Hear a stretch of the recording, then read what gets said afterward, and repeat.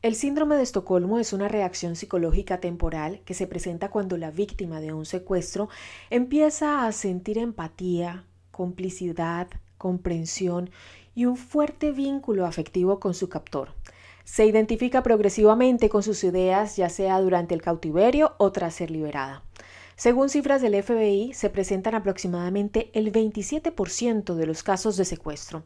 El síndrome de Estocolmo lo identifica el psiquiatra estadounidense Frank Åkerberg como una reacción basada en tres criterios: atracción, incluso amor del rehén por su secuestrador, reciprocidad de parte de éste y finalmente desprecio de ambos por el mundo exterior. Este lazo puede llevar a favorecer el desarrollo del síndrome, pues reduce el riesgo de violencia. Se configuró en una situación que rompió con todos los principios psicológicos de la época. Las opiniones están divididas en cuanto al contexto en el que se puede presentar. Mientras diversos tratados aseguran que para que se dé este cuadro no tiene que existir violencia entre el secuestrador y el rehén, otros documentos señalan que esto no es cierto. Se han conocido casos como por ejemplo el de la actriz Patty Hearst, donde además de ser salvajemente abusada por todos los integrantes del Ejército Simbiótico de Liberación, también le fue cortada una oreja como prueba de su cautiverio y aún así lo desarrolló. No se puede pasar por el secuestro sin ser tocado psicológicamente.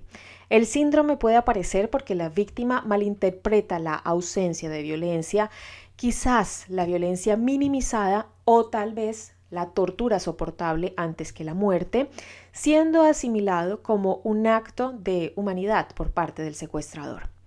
Las víctimas que experimentan el síndrome muestran regularmente dos tipos de reacción ante la situación.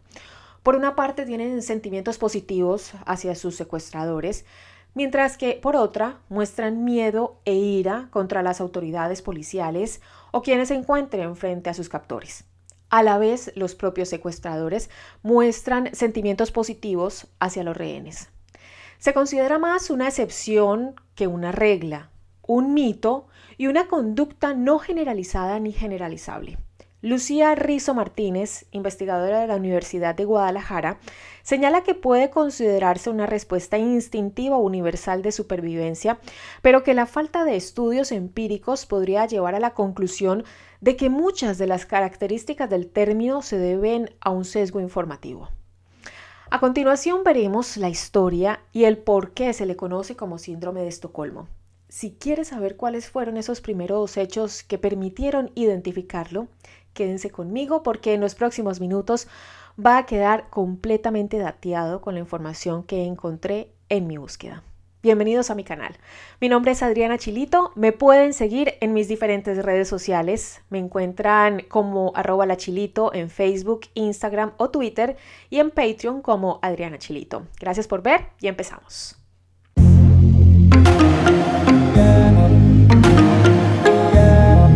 Todo comenzó el jueves 23 de agosto de 1973, cuando Jan Erik Olsson ingresó al Kreditbanken, un banco de la plaza Norrmalmstorg de Estocolmo, con una maleta, sacó una ametralladora y lanzó disparos al techo. Olsson era un delincuente experto en abrir cajas de seguridad y en explosivos y tenía 32 años de edad. Acababa de escaparse de la cárcel y tenía un plan: robar mucho dinero y usar rehenes para poder negociar con las autoridades y huir del país. En medio de la confusión y tras herir a uno de los policías que acudió al lugar después del llamado de alerta, Olsson capturó a 4 trabajadores del banco, 3 mujeres y un hombre: Gunnel Birgitta Lundvall, de 32, Kristen Enmark, de 22, Elisabeth Oldgren y Sven Safström, de 25. Los usó como rehenes y después dio a conocer sus exigencias. Pedía una gran cantidad de dinero, 3 millones de coronas suecas, un auto con suficiente combustible y que le llevaran a su amigo Clark Olofsson, quien era uno de los criminales más peligrosos de Suecia y en ese momento estaba en la cárcel pagando una condena.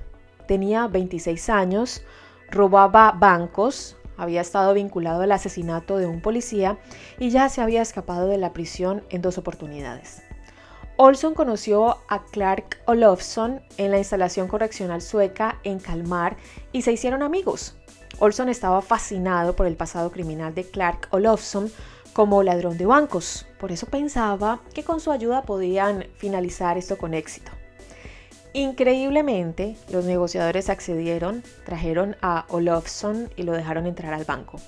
Además, les dieron el dinero y estacionaron un Ford Mustang azul con el tanque lleno de gasolina, listo para que Olson y Olofsson lo usaran, pero le negaron una petición que al final hicieron: permitir que se llevaran algunos de los rehenes con ellos. Kristin Enmark, una de las rehenes, trabajaba como estenógrafa en el Credit Banking.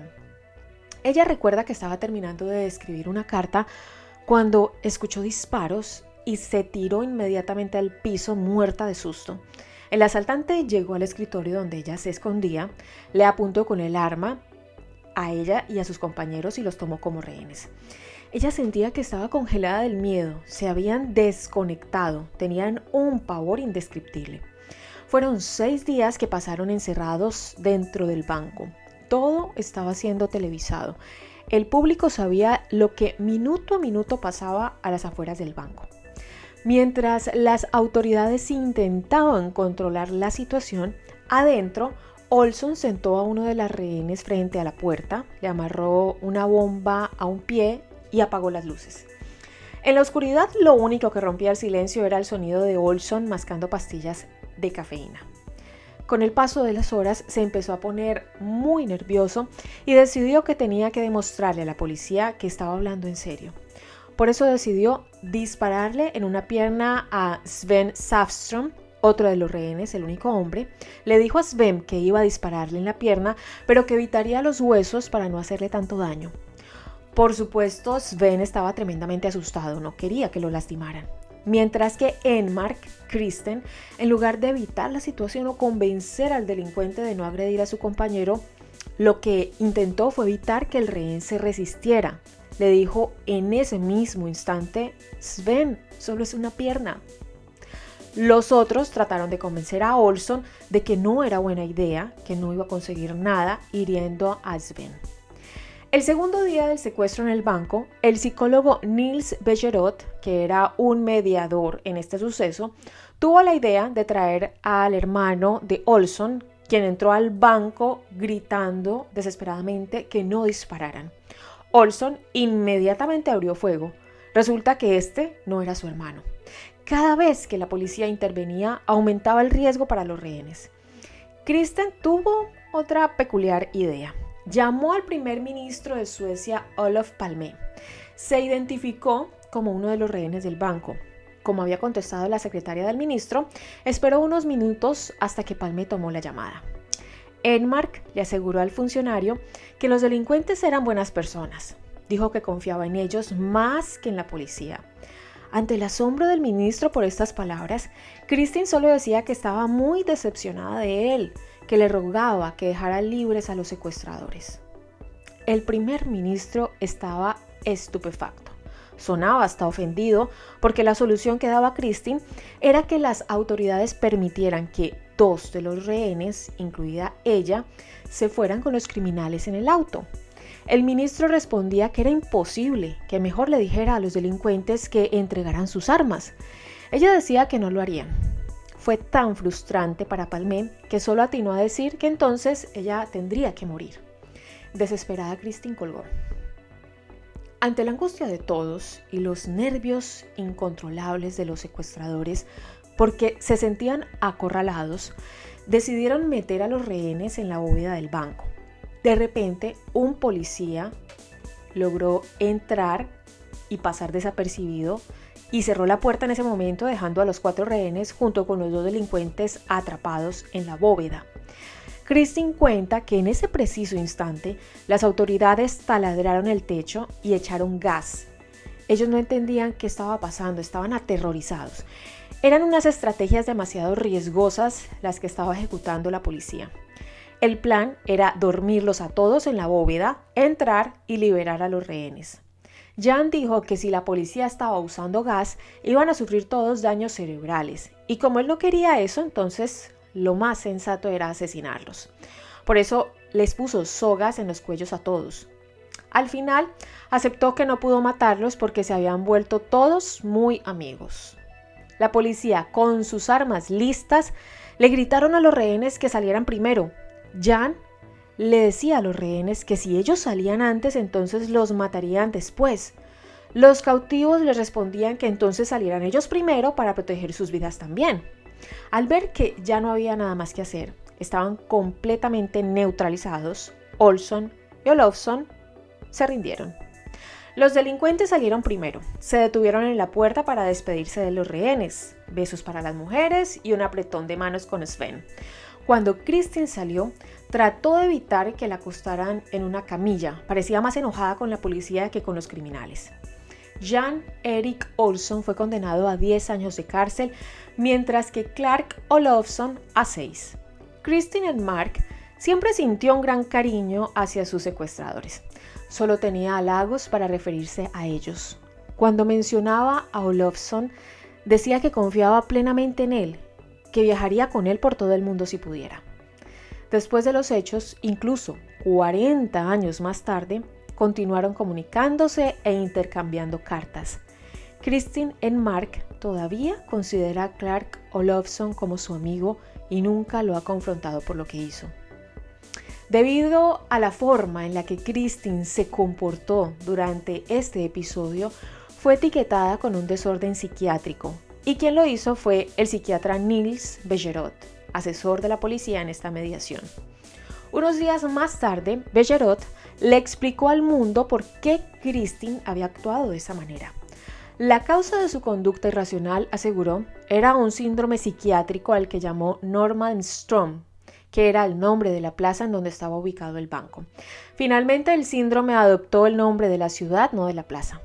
Cuando una persona normal es secuestrada por un delincuente que tiene el poder de matarla, en cuestión de horas, el rehén tiene una especie de regresión a emociones infantiles. No puede comer, hablar o ir al baño sin permiso. Hacerlo es un riesgo. Así que acepta que su captor es quien le da la vida, como lo hizo su madre.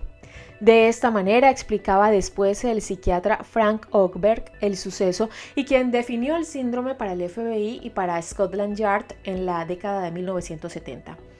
Alan Waite, psicólogo y terapeuta e investigador enfocado en problemas de violencia, señaló que Kristin es una de las mujeres más famosas y menos comprendidas de la psicología. Kristin asegura que el tema le avergonzaba tanto que le tomó 10 años hablar al respecto. La afectada, cuando pudo referirse al hecho, dijo que en medio del secuestro, Olofsson le decía que estuviera tranquila, que nada le iba a pasar. Ella asegura que eso fue muy significativo, que sentía que a alguien le importaba. Dice que no se siente mal por lo que vivió, pues fue el mecanismo de defensa que encontró para poder sobrevivir. Según Waite, algo increíble fue que nadie se molestó en preguntarle a Kristin su opinión. Ninguno de los expertos mundiales en síndrome de Estocolmo, que ganaron mucho dinero hablando del tema, jamás conversaron con ella. Hablaron sobre ella sin ella, en vez de darle voz para que articulara su propia experiencia.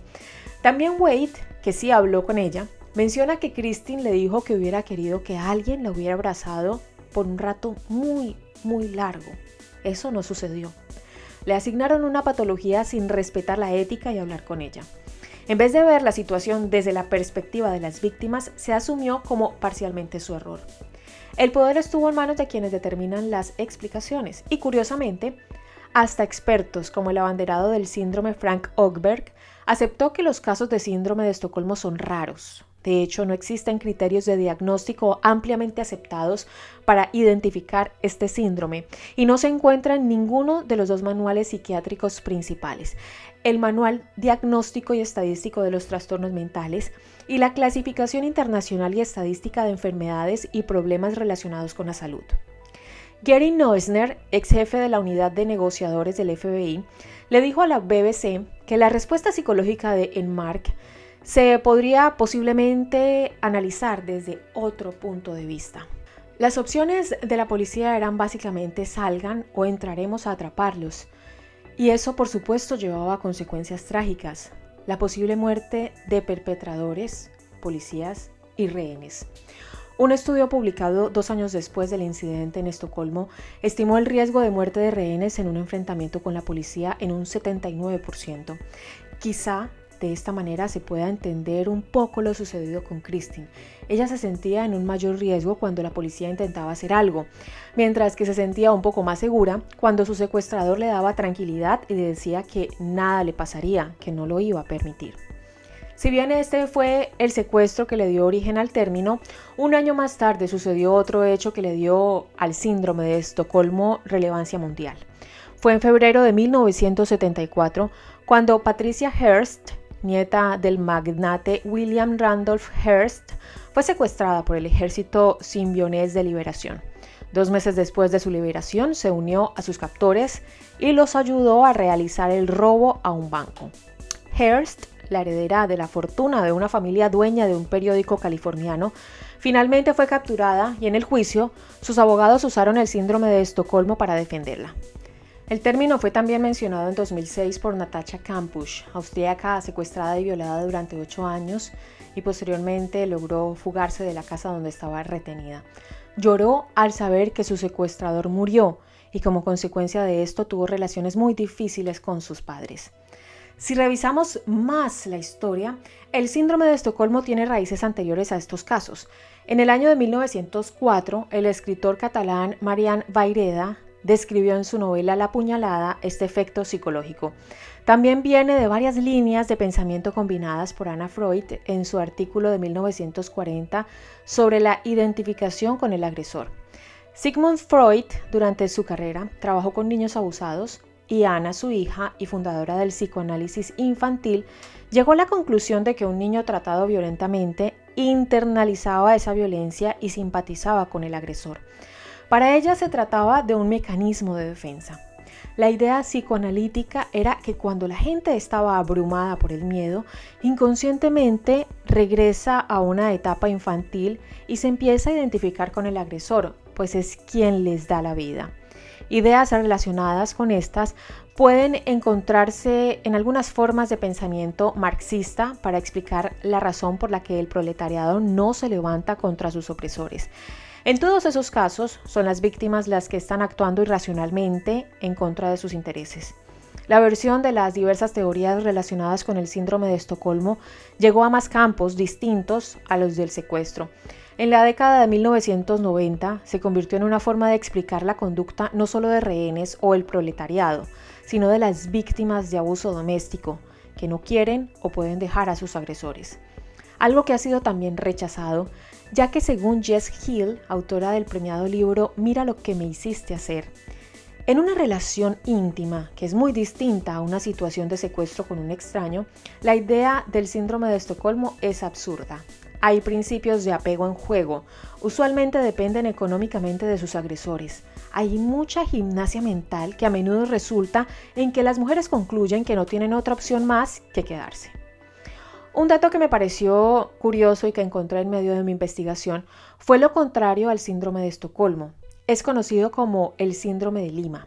También es una respuesta psicológica, pero esta vez le ocurre al secuestrador. Este siente compasión y empatía hacia el secuestrado, es decir, crea cierto vínculo emocional preocupándose por su bienestar. Volvamos a la historia del secuestro en el banco. ¿Qué pasó después con los protagonistas? Olson fue puesto en libertad a principios de la década de 1980. Desde el robo, Olson no ha sido condenado por ningún otro delito. Vivió en Tailandia durante 15 años con su esposa e hijo, donde tenían un supermercado. Desde entonces ha vuelto a Helsingborg, donde ha dirigido un taller de reparación de automóviles y ahora está jubilado. Olson ha mostrado remordimiento por sus acciones como delincuente habitual y se ha disculpado abiertamente por la situación de los rehenes en Estocolmo. Clark Oderth Olofsson, más tarde conocido como Daniel de Muink, actualmente vive en Bélgica.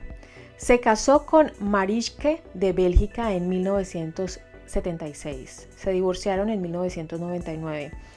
Tiene 6 hijos, de los cuales 3 fueron con su esposa y los otros con 2 mujeres más.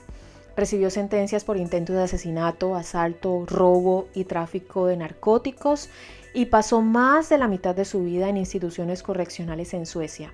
Olofsson, quien actualmente está en libertad, ha sido llamado el primer gángster famoso de Suecia. Kristin Enmark escribió un libro sobre sus experiencias como víctima del atraco y su historia con Clark Olofsson. El libro fue escrito en el año 2015. Mientras seguía encarcelado, Clark Olofsson le escribió referente al libro que esperaba que sus palabras fueran recibidas con amabilidad, seriedad y comprensión. En el libro, Kristin es muy crítica frente al concepto del síndrome de Estocolmo y hace referencia en que todos los rehenes defendieron a Clark en el juicio posteriormente. En primer lugar, asegura que nunca se enamoró del delincuente. En segundo lugar, dice que un síndrome es un concepto de enfermedad. Kristin asegura que el síndrome de Estocolmo no existe. De esta manera finaliza esta historia. Quizás muchos hemos escuchado hablar del síndrome de Estocolmo, pero no conocíamos tantos detalles. Gracias por llegar hasta el final del video, por compartirlo con sus amigos, familiares, conocidos y por suscribirse si les gusta este tipo de contenido. Si me quieren seguir en mis redes sociales, me encuentran como @lachilito en Instagram, Facebook y Twitter. En Patreon y YouTube como Adriana Chilito. Nos vemos en un próximo video. Hasta pronto.